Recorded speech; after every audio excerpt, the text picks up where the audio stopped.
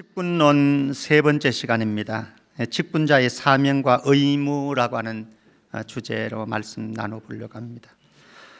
연말에 교역자들이 두려워하고 정말 듣고 싶지 않은, 반갑지 않은 말이 있습니다.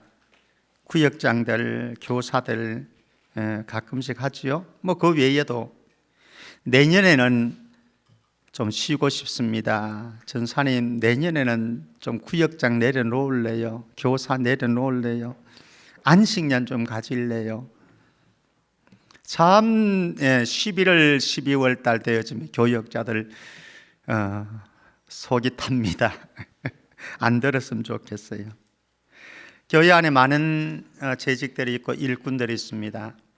두 가지 위험한 생각이 있습니다. 하나는 나 아니면 안 된다고 하는 사고입니다. 내가 아니면 죽도 밥도 안 돼. 이런 사고를 가지고 있는 위험한 의식을 가지고 봉사를 하는 일꾼들도 간혹은 있을 수 있습니다.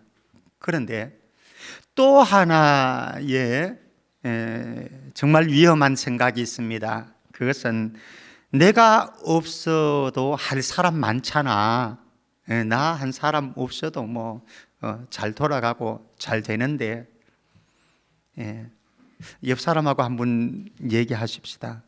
당신 없으면 안 됩니다. 안 돼요. 여러분들 없으면 정말 안 돌아갑니다. 박미순 권사님 없으면 안 돌아갑니다. 박미순 권사님 늘 내 옆에 있어서 닭get이 되는데 그냥 상처받지 말고 그냥 샘플로.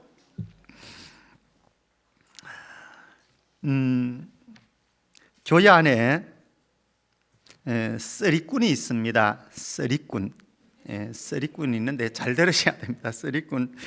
첫 번째는요, 교회 안에 구경꾼이 있어요. 구경꾼. 여러분들 구경꾼 아니죠? 구경꾼만 있으면 속 터집니다. 또 목사가. 구경꾼이 있고, 두 번째는 말꾼이 있어요. 말은 청산유수입니다. 그런데 일은 안에 말꾼이 있어요. 오늘 우리에게 꼭 필요한 어떤 또 꾼이 있는가 하면은 일꾼이 있어요. 일꾼. 정말 자기 몸 아끼지 않고요. 자기 시간 헌신하면서 자기 돈 써가면서 일하는 이런 정말로 멋있는 일꾼들. 우리 목회자들의 마음을 시원하게 하는 사이다 같은 사람들인 거죠. 여러분들은 어떠나요?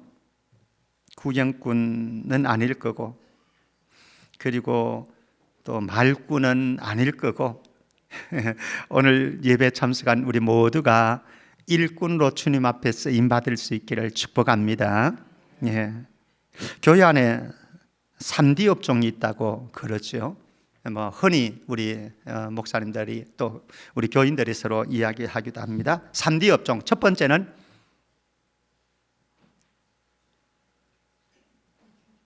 몰라요. 처음이에요. 제가 예전에도 얘기해 준, 자꾸 잊어먹어야 돼요. 그래야 제가 반복을 해도 문제가 없지.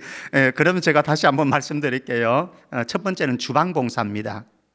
우리도 주방봉사 안 돼가지고 지금 어려움 겪지요. 그래서 이제 사례를 주는 것으로 바꾸었습니다.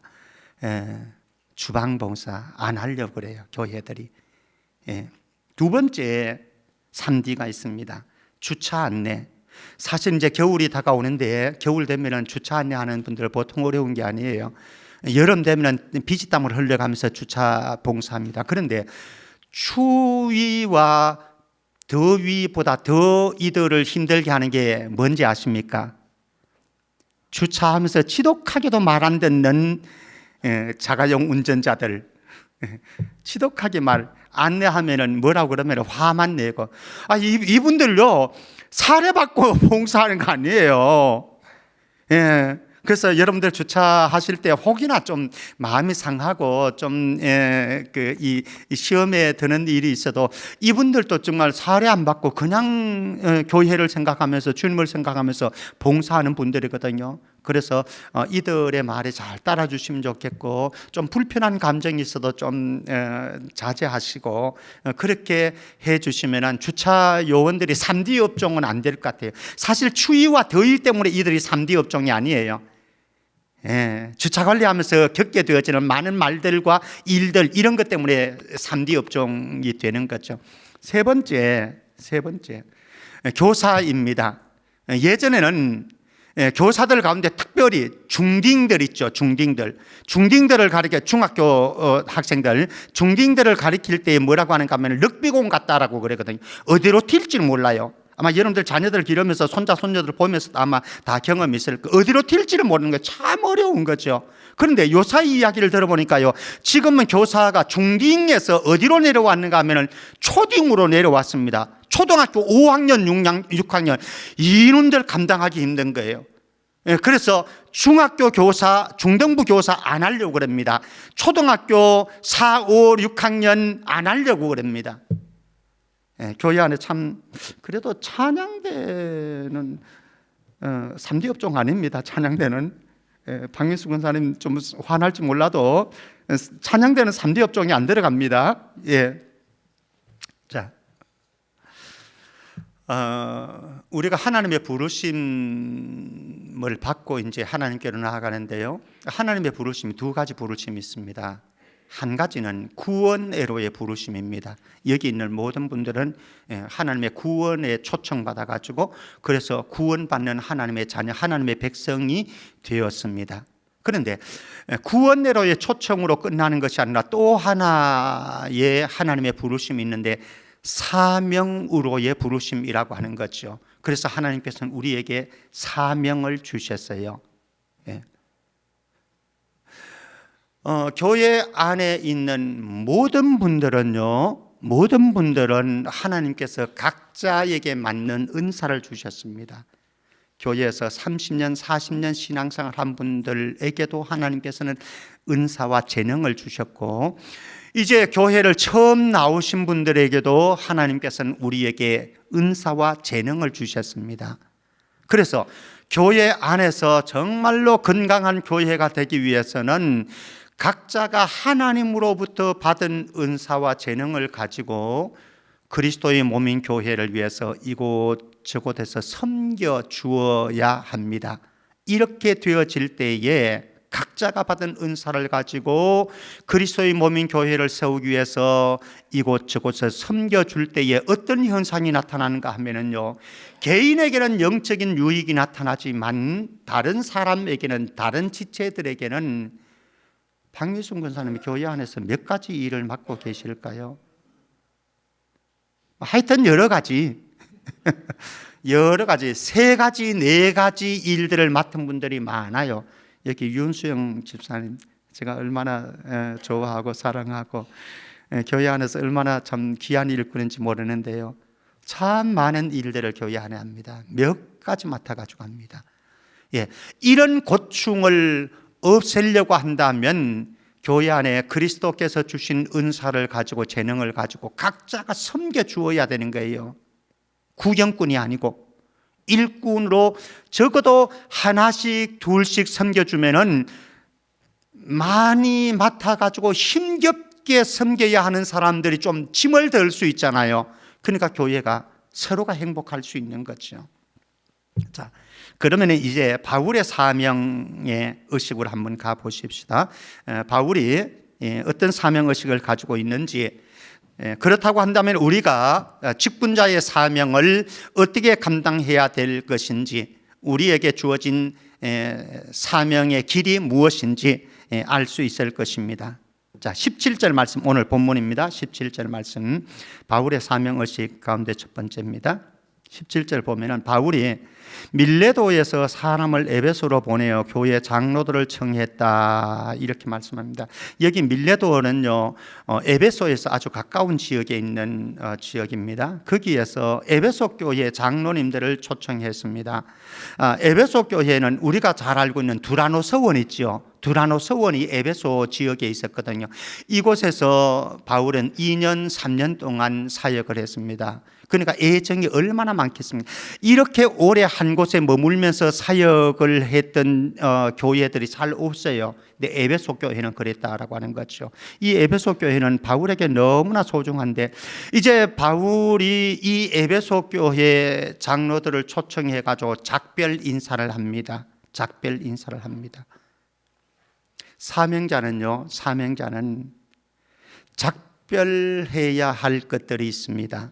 예수님의 제자가 되려고 하면은 많은 것들을 포기하고 버려야 하잖아요. 작별하지 않으면, 그 끈을 끊어버리지 않으면 예수님의 제자가 될 수 없듯이, 우리가 사명을 감당하려고 한다면 끊어버려야 될 것들이 많아요. 여러분들이 작별해야 될 것들이 많습니다. 놀러 다 가고, 골프 다 치고, 등산 다 하고, 또 여러분들의 그 가족 문화들 다 챙기고, 그리고 사명 감당하겠다 못합니다. 저는 목사이지만요, 목사로서 저는 초등학교 친구도 없고 고향 친구도 없고 중학교, 고등학교, 대학교 동문들도 없습니다. 오로지 있다고 한다면 이 길, 목회 길 걸어가는데 형성되어진 사람들밖에 없습니다. 그거 끊어버리지 아니하고, 그것들을 작별하지 아니하고 제가 할 수가 없지요. 제가 없는 게 아니고 작별하는 거죠. 자, 여러분들이 사명의 길 감당하는데 작별해야 될, 끊어버려야 될 것들이 무엇인지 한번 점검해 보시죠. 그것도 붙잡고 이것도 붙잡겠다, 어렵습니다. 자, 두 번째로 갑니다. 22절 말씀 보라, 이제 나는 성령에 매여 예루살렘으로 가는데 거기서 무슨 일을 당할는지 알지 못한다. 에베소 교회 장로들과 아쉬운 작별을 하고 가려고 하는 것이 어디인가 하면 예루살렘으로 가려고 합니다. 예루살렘으로 가는 것은 그 다음 절에서 제가 다시 한번 보고, 여기 예루살렘으로 가는데 소중한 것 하나 있습니다. 성령에 매여서 예루살렘으로 간다, 이렇게 말씀합니다. 사명자는 성령에 이끌림 받고 성령에 매여서 성령이 주도하는 대로 따라가야지, 사명자들 가운데, 직분자들 가운데 주의 일들을 하면서 때로는 마이웨이를 추구하는 사람들이 있습니다. 내 생각, 내 감정대로, 내 마음대로, 내 주장대로, 내 의견대로 그렇게 일하려고 합니다. 그럼 참 어려운 거죠. 그래서 우리는 정말로 중요한 것이 성령의 음성을 들어야 됩니다. 사명의 길. 여러분들의 개인적인 사업 같으면 여러분들이 어떻게 할 수는 있겠지만 공동체의 일을 위해서는 그렇게 하면 안 되는 거죠. 성령의 음성을 따라서, 성령이 주시는 마음을 따라서, 성령의 음성이, 성령이 주시는 마음이, 하나님의 말씀이 나에게 주의 뜻이 보여지는데 이것이 마이웨이를 내려놓아야 된다, 내 감정을 내려놓아야 된다, 내 뜻을 철회해야 된다라고 한다면 언제든지 철회해야 할 준비가 돼 있는 그 사람, 성령의 음성을 들을 수 있는 그 사람이 바로 참된 일꾼이다라고 하는 겁니다. 세 번째로 갑니다. 23절 말씀 봅니다. 오직 성령이 각 성에서 내게 증언하여 결박과 환난이 나를 기다린다 하시나, 성령께서 바울에게 음성을 들려주신 것 같습니다. 영감을 주신 것 같습니다. 뭐라고? 예루살렘으로 가면은 너는 결박받고 환난이 기다리고 있다. 실질적으로 바울에게는 이 예루살렘으로 가면은요, 마지막 길입니다. 다시 에베소 교회를 방문할 수도 없고 다른 교회들을 방문할 수도 없습니다. 왜? 그의 인생 마지막 길을 향해서 가는 거니까.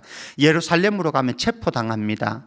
그리고 죄수의 신분으로 로마로 호송을 당합니다. 그래서 로마에서 감옥 생활을 하게 되어지는 이 길을 가는 거예요. 그러니까 결박과 환난이 나를 기다린다 하는 성령의 음성이 맞는 거죠. 주의 일들을 하려고 그러면은요, 때로는 체포되기도 할 수도 있습니다. 죄수의 신분이 되어질 수도 있습니다. 이것을 다른 표현으로 한다면 불편한 길입니다. 사명자의 길은 불편한 길입니다. 우리가 교회에서 재직이 되었다, 일꾼이 되었다, 사명을 감당해 나간다라고 그럴 때요, 불편하지 않으려고 생각하면요 못합니다. 이 길은 불편한 길이에요. 오해받을 수도 있는 길이고요, 험난하기도 합니다. 상처도 수없이 받습니다.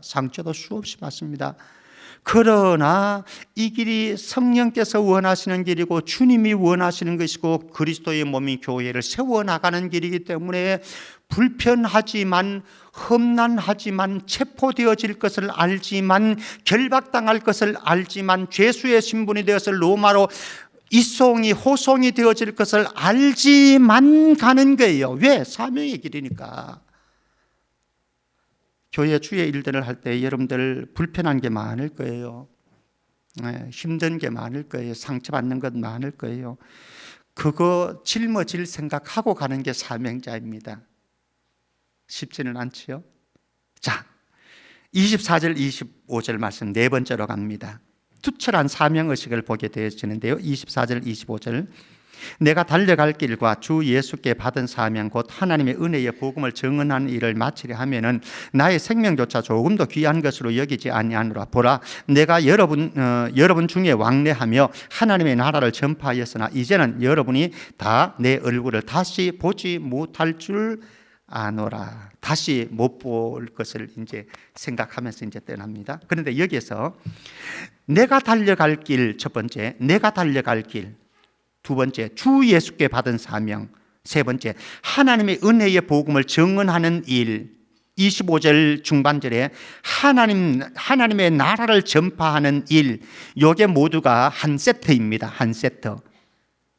바울이 달려갈 길, 주님이 주신 사명, 하나님의 은혜의 복음을 증언하는 일, 그 사명이 복음 증언하는 일이라고 하는 거예요.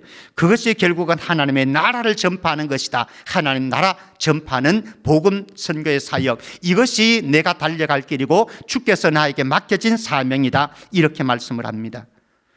자, 여기서 제가 보려고 하는 건 두 가지가 있습니다. 하나는 무엇인가 하면요, 24절 중반절에 가면은요 이렇게 말씀합니다. 곧 하나님의 은혜의 복음을 증언하는 일을 어떻게 한다고요?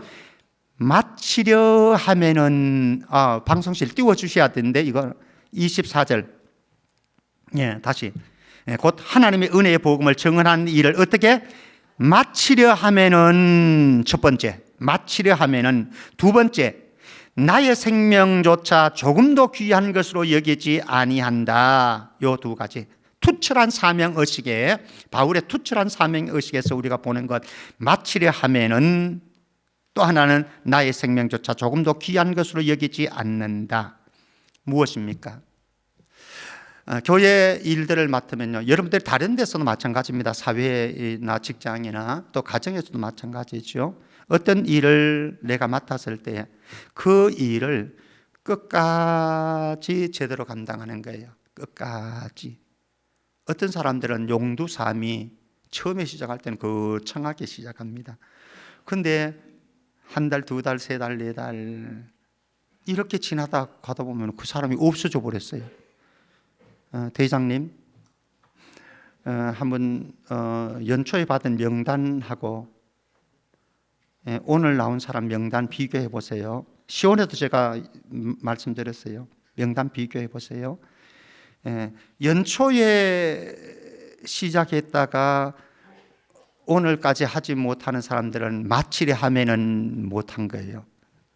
마치려 하면은 끝까지. 이게 충성 아니겠습니까? 그렇죠? 시작과 변함없이 끝까지 달려가는 이것, 이게 진짜 일꾼인 거죠.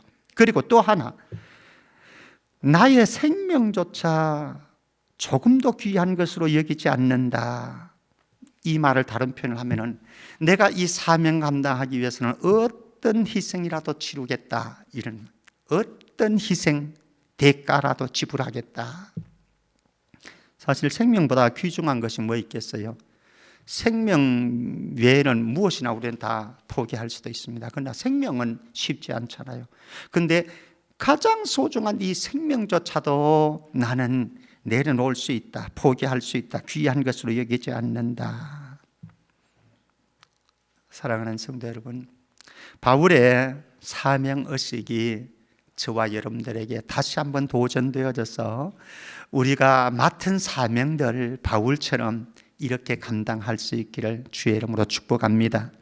자, 바울이 인생 말년에 로마 감옥에 드디어 갔습니다. 잡혀가지고 로마 감옥에 가서 편지를 띄운 편지 가운데 하나가 디모데 전후서인데요. 디모데후서에서 디모데후서 4장 6절에서 8절에서 하는 바울의 인생 마지막에 한 아름다운 고백이라고 할까요? 제가 지금 21, 2년 됐으니까 제 은퇴할 시점까지 성천교에서 사역을 한다고 한다면 한 30여 년 되겠죠. 30여 년 목회를 하고 제가 이 고백을 한다면 참 얼마나 감사할까 이런 생각을 해봅니다. 여러분들도 한번 점검해 보시죠. 인생 고백인데요. 우리 디모데후서 4장 6절에서 8절에 있는 말씀 하나씩 한번 보십시다. 어떤 고백을 했는지 6절 말씀 첫 번째로, 전제와 같이 내가 벌써 부어지고 나의 떠날 시각이 가까웠도다 이렇게 말씀합니다. 바울은 지금 내가 죽을 날이 다 다가왔다, 떠날 시각이 다가왔다. 여기에 계신 분들 가운데 떠날 시각이 점점 가까우시는 분들 많이 있습니다.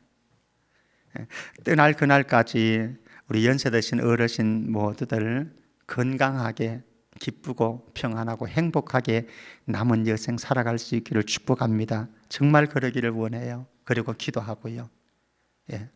우리 사명자들을 기억하십시다. 하나님께서 나에게 직분을 주시고 사명의 길을 걸어가도록 하셨는데 이 사명 섬길 날도, 우리가 충성하고 봉사하고 헌신할 날도 한정된 시간이고 한정된 기회라고 하는 사실 잊지 말았으면 좋겠습니다. 영원한 거 아니에요. 영원한 것 아니에요. 한정된 시간이고 한정된 기간에 우리에게 기회가 주어졌습니다. 그래서 우리는 그 기회를 주셨을 때에, 나에게 시간이 주어진 그때에 우리는 사명을 제대로 감당해야 되는 것이죠. 7절 말씀 가보십시다. 이때 우리가 정말로 해야 될 아름다운 고백이 있습니다. 저도 이 고백을 정말로 30년 이후에 제가 이 고백을 하고 싶은 마음입니다. 한번 보십시다. 나는 선한 싸움을 싸우고 나의 달려갈 길을 마치고 믿음을 지켰으니. 자, 우리 같이 전체가 여러분들이 오늘 마지막 날이라고 생각하고 주님 앞에 선다라고 생각을 하고 이 말씀 한번 같이 암송 읽어보십시다. 시작.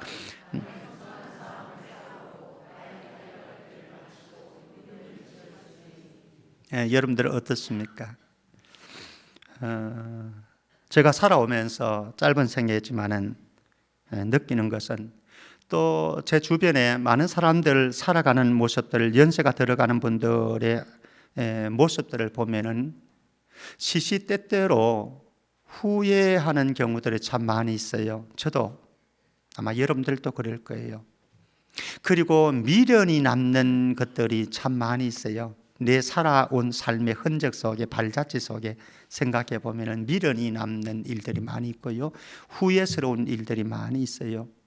그런데 언젠가 우리 모두가 주님의 심판대 앞에 설 때에, 그때에 미련 남기지 아니하고 후회 남기지 아니하고 오늘 나에게 주어진 이 사명의 자리, 이 시간, 이 세월 속에서 정말로 후회 없이 미련 없이 충성하고 헌신하고 사명 감당해 나갈 수 있기를 축복합니다.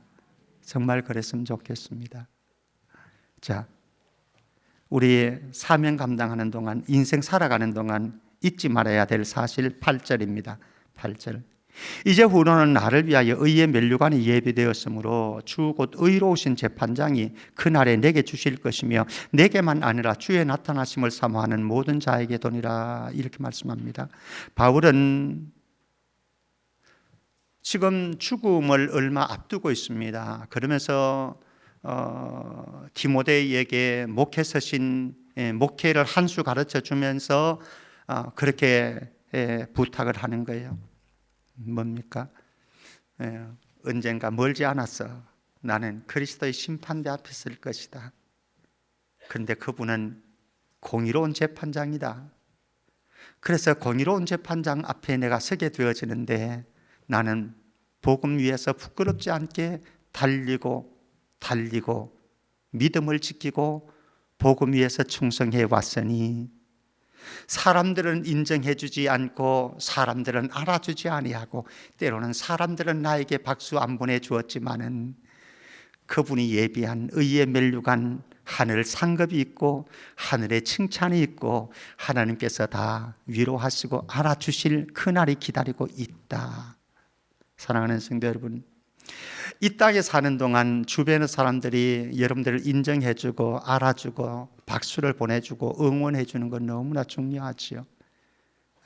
어제도 우리 카페 봉사하는데 황상문 장로님 10만 원 내시고 또 어느 분 이름을 밝히지 말라고 그랬으니까 제가 밝히지는 않습니다만은 어느 분도 10만 원씩 내가지고 30몇만 원어치 오시는 모든 분들에게 이 차 한 잔씩 다 드렸거든요.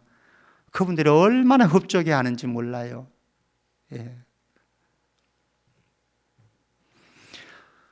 근데 사람들은 몰라. 제가 알아줬어요. 제가 알아줬으니까 감사한 거고, 그것도 칭찬 또 제가 카톡으로도 또 해줬거든요. 너무너무 고맙다. 그렇게 해줬습니다.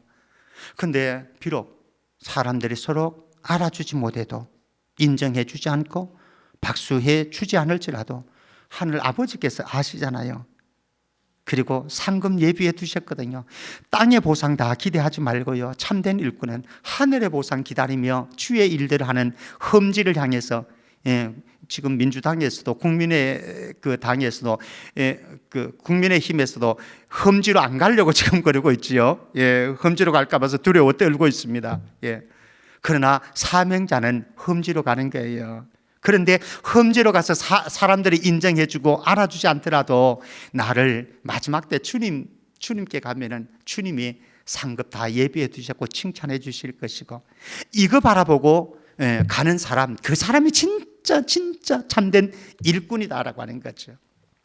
자, 그 다음에 가봅니다. 네 번째로 요한복음 12장 26절 연결되어지는 부분입니다. 요한복음 12장 26절, 사람이 나를 섬기려면 나를 따르라. 나 있는 곳에 나를 섬기는 자도 거기 있으리니 사람이 나를 섬기면 같이요. 시작. 하늘 아버지께서 여러분들을 귀히 여겨 주신대요. 그러니까 너무 분노하지 마세요. 목사님이 알아주지 못해도, 혹시 여러분들을 격려하지 못해도, 여러분들을 칭찬하지 못해도, 장로님들이 여러분들을 인정해 주지 못해도 너무 노하지 마시고, 왜? 하늘 아버지께서 여러분들을 귀하게 보신다고 그래요. 정말로 여기 계신 장로님, 집사님, 권사님들 가운데 연세 더하신 분들, 교회를 위해서 정말로 헌신하고 충성하고 많이 그렇게 하셨거든요. 하늘 아버지께서 여러분들을 귀하게 여기시고 하늘나라에서 여러분들에게 상급 많이 주실 거 기다리세요. 자, 그 다음에 봅니다. 우리에게 꼭 기억하면서 우리가 사명 감당해야 되는데요, 마가복음 10장 42절 말씀 먼저 보십시다. 여기 두 가지 모델이 나옵니다. 먼저 이방 집권자들의 모델을 한번 보십시다. 우리가 사명을 감당할 때에 두 가지 길이 있습니다. 하나는 이방 집권자들이 어떻게 사명 감당하는지. 마가복음 10장 42절, 예수께서 불러다가 이러시되 이방인의 집권자들이 그들을 임의로 주관하고 그 고관들이 그에게 권세를 부리는 줄을 너희가 알거니와, 이렇게 말씀합니다. 이방인의 집권자들은 어떻게 한다고요? 두 가지. 첫 번째는 임의로 주관하고, 두 번째는 권세를 부린다. 가끔씩 이렇게 말하는 사람들이 있다고 그래요. 자네는 교회에 그렇게 오래 다녔고 장로도 못 따냐? 20년, 30년 다녀놓고도 장로도 못 따서. 장로 따는 거 아니에요. 장로 벼슬 아닙니다. 사람들 가운데 교회 직분을 벼슬로 생각하는 사람들, 계급으로 생각하는 사람들이 있어요. 아닙니다. 권세 부리는 거 아닙니다.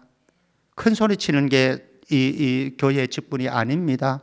그럼 교회의 직분은 무엇인가? 이방 직분자들의 모델은 이런 것이고, 예수님이 우리에게 보여주신 모델은 어떤 것인지 한번 보실까요? 마가복음 10장 45절입니다. 마가복음 10장 45절 같이 읽어봅니다. 예수님의 모델이니까 같이 시작. 인자가 온 것은 섬김을 받으려 함이 아니라 도리어 섬기려 하고 자기 목숨을 많은 사람의 대속물로 주려 함이니라. 다르죠. 섬기는 종으로 섬기는 자로 예수님께서는 사역을 하셨다. 삶을 사셨다. 여기 종이라고 하는 것은요, 이런 개념입니다. 식당에서 허드렛 일 하는 사람입니다. 식당에서 서빙하는 사람입니다. 주방봉사. 여전도에 너무너무 힘들죠. 다 알고 있어요. 제가 모르는 것 절대로 아닙니다. 더더구나 여전도의 회원들 다 같이 해주면 괜찮은데 서너 사람들만 헌신하기 때문에 너무너무 힘들어하는 게 사실 맞아요. 그런데 여기에 예수님의 모델이 그렇습니다. 종이라고 하는 존재가 바로 식당에서 서빙하고 허드렛 일을 하는 사람이거든요. 예수님의 뒤를 따라가는 일꾼들, 섬김이 사명이 길인 거죠. 그리고 이 종이라고 하는 것은요, 배 밑창에, 고대 사회 배 밑창에서 놓아졌는 사람을 종이라고 그러거든요. 둘로스라고 합니다. 그 종인 거예요. 그리고 또 한편으로는 그 손님들이 왔을 때, 집에 들어왔을 때에 더러워진 발을 씻겨주는 사람, 예수님이 수건 허리에 동이고 발 씻어주었잖아요. 그게 종의 모습이라고요. 예수님이 우리에게 요청하는 것은 너희들이 권세 부리는 자로 계급을 벼슬로 생각하지 말고 종의 자리에서 종의 심정을 가지고 나처럼 그렇게 섬겨라. 우리 성천교회는 이미 다 그러한 줄로 저는 믿고 감사를 하고 있습니다만은, 혹이나 우리 안에 그런 마음이 좀 부족하다라고 한다면 다시 우리의 모델은 예수님의 모델이다, 다시 돌아갔으면 좋겠습니다. 마지막으로 중직자 선거가 이제 12월 달에 있습니다. 12월 마지막 주에 중직자 선거를 하게 되어집니다. 중직자 선거를 할 때마다 상처를 받는 일들이 일어나고, 저는 한 1년 반, 여러분들은 몰라도 저는 1년 반 정도를 상처받은 사람들을 또 그거 하느라고 힘듭니다. 오늘 중직자들에게 부탁합니다. 그리고 중직자 되실 분들에게 부탁합니다. 그리고 앞으로 교회 안에서 이제 재직으로서 섬길 때에 앞선 자들에게 부탁을 합니다. 한번 따라해 봅니다. 모두가 따라합니다. 앞선 자는 앞서야 한다. 뭐 한다고요? 중직자는 앞선 자입니다. 이거 서리 집사님에게 이 얘기하기는 좀 그렇고, 그래도 재직도 사실 교회 안에서 다 앞선 자들 아닙니까? 그죠? 성도들에게, 일반 성도들에게 학습받고 세례받은 이런 성도 평신도가 아니고, 우리가 교회 안에서 재직이, 특별히 중직자들은요 앞선 자입니다. 그러면 매사에 앞서야 됩니다. 한 번 더 따라 하도록 하십시다. 기본은 감당하십시다. 옆 사람하고 인사 나눕니다. 기본은 감당합시다.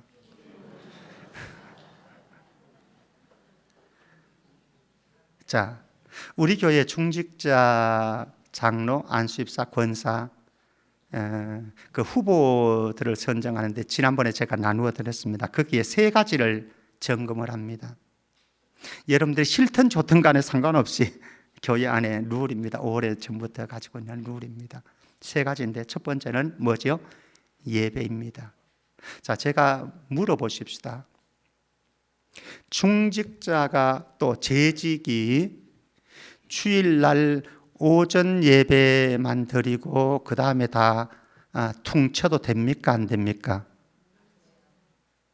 자, 한 번 더 물어보십시다. 중직자가 재직이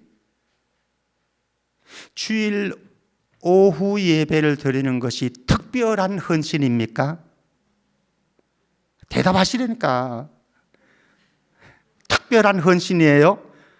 그러면 제가 한 수 배워야 되는 거고, 안 그러면 여러분들이 배우세요. 오늘 제가 가르쳐야 되니까, 명확하게 가르쳐야 되는 거예요. 이제는 더 이상 얘기하면 안 돼요.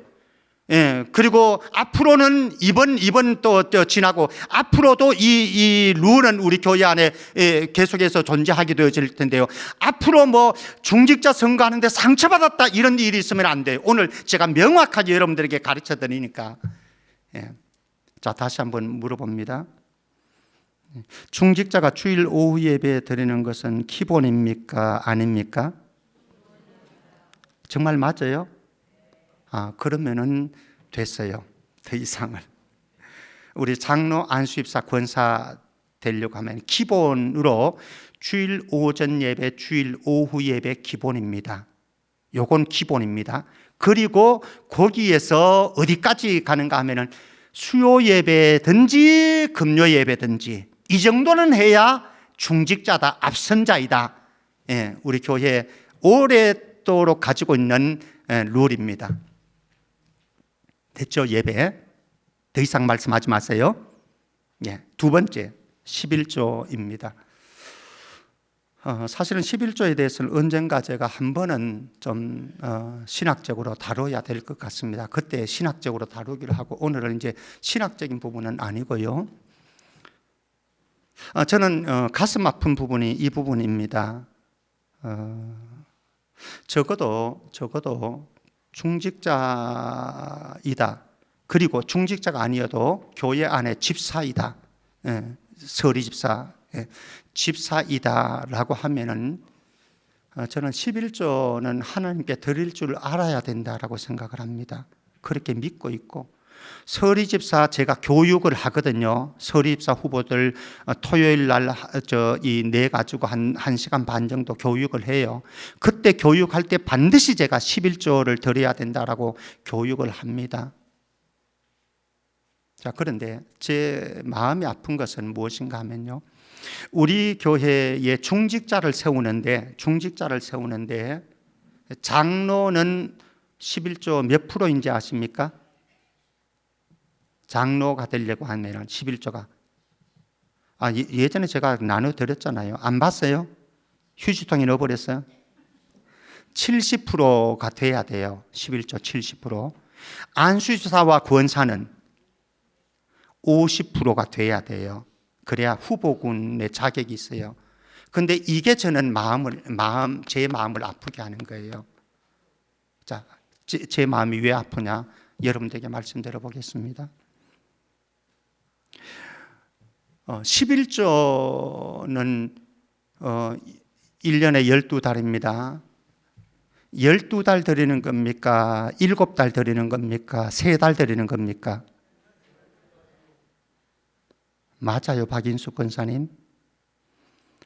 12달 맞아요? 그런데 왜 우리가 이것을 뭐 70%니 50%니 이렇게 해야 되지요? 어느 집사님이 한 번은 목양실에 와가지고 대화를 나누는 동안 제가 이제 뭐 이런저런 얘기를 나누다가 이제 그분과 대화 속에서 11조 얘기가 나왔어요. 그래서 이제 제가 집사님, 요새 집사님이 하는 일이 수입이 그렇게 많으시나요? 제가 물었어요. 왠가 하면은 11조가 굉장히 많더라고요. 그랬더니 그 집사님이 저한테 반문하는 것이, 목사님, 저희들 11조 액수도 아세요? 그러더라고요. 알지요. 왠가 하면은요, 여러분들이 11조를 내면은 제가 재정부에서 가져오면은 제가 보거든요.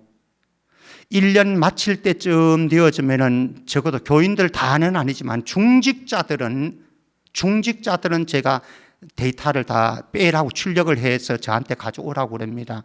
그래서 제가 봅니다. 아, 이분은. 예. 그런데 여러분들이 11조를 내는 액수가 가라인 것도 제가 다 알아요. 아, 이분의 가정은 어느 정도 수입이 된다. 그런데 수입 액수는 이렇다. 가라인 것 제가 다 알아요. 그러나 여러분들에게 말씀은 안 하죠. 그렇죠? 들은 적 없지요. 박미순 권사님 왜 11조 이렇게 하십니까? 들은 적 있어요? 김영철 집사님 내는 것까지 제가 알고 있어요. 예. 자, 다시 한번 점검하십시다. 11조는요, 80%나 70%나 50%나 이게 아니에요. 이게 아니에요. 예. 여러분들이 하나님 앞에 정직하게 설 필요성이 있는 거죠. 나중에 11조를 왜 들어야만 하느냐, 이거 제가 설교 다시 한번 할게요. 저 장로님들한테 가끔씩 11조 설교 안 한다고, 헌금 설교 안 한다고 제가 혼나거든요. 장로님들한테. 박 장로님도 저한테 한번 혼냈겠나요? 예. 장로님들을 저한테 헌금 설교 목사님 좀 해 주십시오. 1년에 몇 차례씩은 해 주십시오.